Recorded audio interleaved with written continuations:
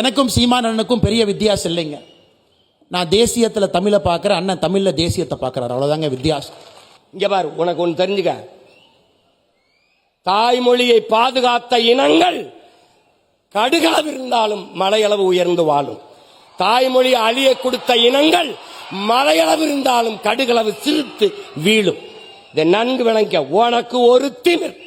நீங்க பார், நீ கன்னடனா, நீ மராட்டியனா, நீ மலையாளியா, நீ தெலுங்கனா, நீ பீகாரியா, நீ குஜராத்தியா, நீ யாராவும் இரு, ஆனால் நான் மராட்டியன் என்ற திமிரோடு, அந்த திமிரோடு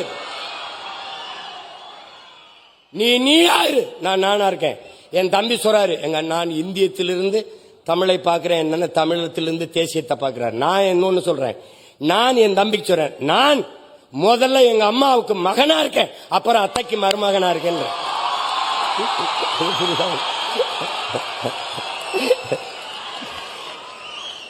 இந்த தேசம் நல்லா இருக்கணும்னா, இந்த நாடு நல்லா இருக்கணும்னா என் வீடு நல்லா இருக்கணும்.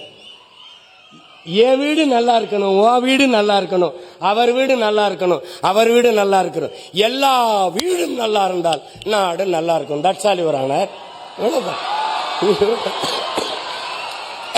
இவ்வளவுதான்.